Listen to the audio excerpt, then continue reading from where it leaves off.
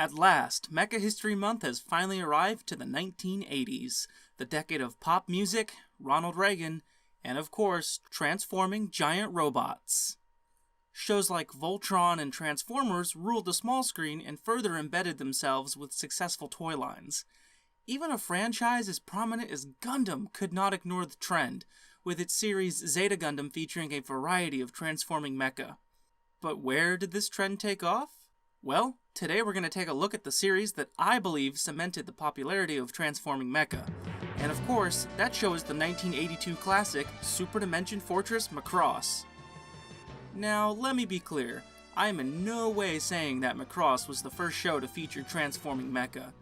Shows before it, like Beast King Go Lion, used combining parts to transform, whereas Macross was one of the first shows to feature mecha with all-in-one transformation, known as the Valkyrie Fighter, which was actually modeled after the real-life F-14 Tomcat fighter jet. But the airplanes aren't the only things transforming in the show. The titular spaceship SDF Macross has its own transformation sequence. And on top of that, the show itself is transformative, turning a seemingly simple story of war and survival into a powerful tale of love and cultural understanding.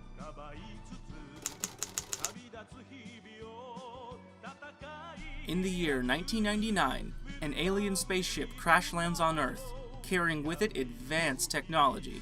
As a result, humanity fights for control of this technology during what's called the Unification Wars, which soon eventually ends with Earth being controlled by one central government. By 2009, the ship, now called the Macross, is fully restored and mankind has reaped the benefits of its technology. However, a race of extraterrestrial giants, known as the Zentradi, have come looking for the ship and launch an all-out attack on Earth. Consequently, the Macross sets off on its maiden voyage in order to combat the alien threat. In all the commotion, many civilians seek shelter aboard the Macross and quickly begin building settlements inside of its confines, thus turning the battleship into a space colony of sorts. One of these civilians is Hikaru Ijiju, a stunt pilot turned soldier, who quickly becomes one of the top pilots aboard the Macross. Alongside him are a great cast of characters, including the pop singer Lin Minmei, the strong-willed Misa Hayase, and the cocky ace pilot and fan favorite Roy Fokker. And of course, as the show progresses, we learn more about the Zentradi and that they might not be so different from humanity after all. Macross was a massive success in Japan, assuring that transforming robots were here to stay. For a show about space aliens and transforming mecha, Macross surprised audiences by taking the real robot genre a step further, with an emphasis on themes like romance and culture shock. The show's soundtrack became a bestseller in Japan, helping to turn Lin Minmei's voice actress, Mara Yejima, into a real-life Japanese pop music star. In 1985, Macross was released in North America under the name Robotech. However, it was heavily edited for content and marketed strictly to children.